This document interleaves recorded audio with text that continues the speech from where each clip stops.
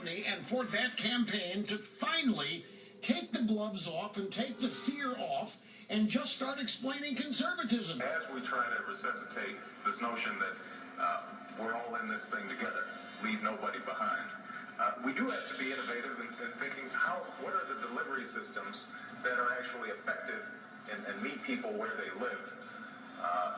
And my suggestion, I guess, would be that the trick, this is one of the few areas where I think there are technical issues that have to be dealt with as opposed to just political issues.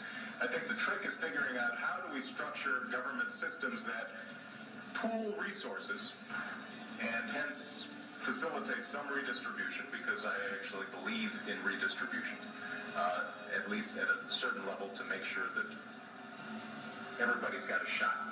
Frankly, we have two very different views about America. The president's view is one of a larger government. There's a tape that just came out today where the president's saying he likes redistribution. I disagree. I think a society based upon a government-centered nation where government plays a larger and larger role, redistributes money, that's the wrong course for America. Well, the hits keep coming from both sides. So who is winning this battle of the tapes? Former senior advisor to President Reagan, Pat Buchanan, joins us. Nice to see you, Pat. Good to see you, Greta. All right, so this certainly does divide the two candidates. Are these good synopsis of the two different positions? This is good to have this division, this argument, Greta, because this is what this campaign should be about. Frankly, it is what this generation is all about. You have in the United States of America something approaching half of the American people now who pay no income taxes, and half the American people who strictly get benefits from government. What Governor Romney was saying is it's hard to appeal to folks on the basis of tax cuts when they pay no taxes, and then you say we got to pare back the welfare state, but they do get all these benefits. Look, this is the great issue of our time. We see it ongoing in Europe. You see it in California. You see it in these cities that are going under. Can you have a system of society where there are far more tax consumers than there are taxpayers? John C. Calhoun said that is the beginning of the end of a democratic republic, and we are in the fail-safe zone right now and almost crossing that line. This is a great debate to have in the end of this campaign. Well, both, I mean, there is some battle over what the 47% means. I mean, how many people pay taxes or don't pay taxes. I'm not going to get into the hair split of this, but I'm curious is how do the two campaigns get these points out to the American people, because this has sort of the discussion of some sort of salon where people talk about this, about the different issues. I mean, how do they make these real for the people? I think the way they do it is Governor Romney should do it. Now, where I disagree with Governor Romney, of those 47%, you got good folks down there in Florida. Let's say a retired couple, a fellow's a sergeant in the Army, he and his wife getting Social Security, maybe veterans benefits, not paying taxes. Those folks are with you. Governor Romney shouldn't write off any voters, but there's other folks clearly that are getting all these benefits that really just live off the benefits and aren't trying. He's going to have a tough time with them. If I were him, I would use examples. Use the state of California. Look at what is happening in Illinois. You've got a liberal mayor and a very liberal union. They are at war with each other inside the party of the public sector. Look at Europe. Look at France. Look at Spain. Look at Greece. Look at Italy. The public sectors have gotten so huge that these places are collapsing and people are leaving. That is what is happening to us. 37% of our entire GDP now is consumed by government. 25% at the federal level, 12% at the state and municipal level. It's about 55% in France. This is the great cause of our time. Are we going down the road?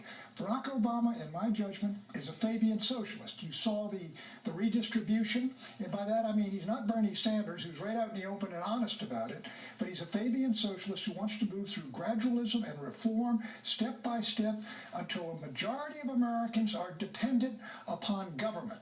And when that happens, the party of government wins every election.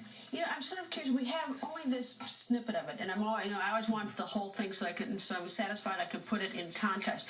But what's interesting is that what he said was, in part, and I realize it's only part, that I think what we're going to have to do is somehow resuscitate the notion that government action can be effective at all. In the last 4 years, has he resuscitated the notion that the government action can be effective?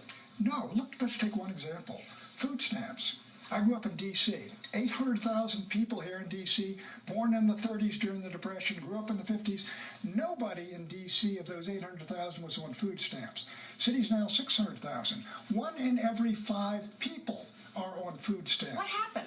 This is just it.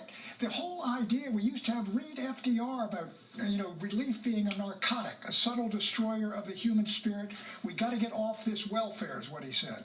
In that sense, if it's a narcotic, Barack Obama is a drug dealer of welfare. He wants permanent dependency, in my judgment, of all these folks on the federal, somehow getting benefits, and paying no taxes. Now, I think you got it. Governor Romney is the complete opposite. We believe in temporary help for anybody that's in trouble. You should have a floor of decency under any family. Unemployment should be temporary. Unemployment benefits should be. Food stamps should be temporary. What are we doing with 47 million people permanently have to be fed by the government? Well, it's much easier to move people off food stamps and move them off unemployment if the economy is revved up and going, if they had someplace to go. It is indeed, but look what we did in the 90s. The Republicans and Bill Clinton did. They said, okay, 2 years on welfare, and then off. You got to get workfare. You got to go get a job.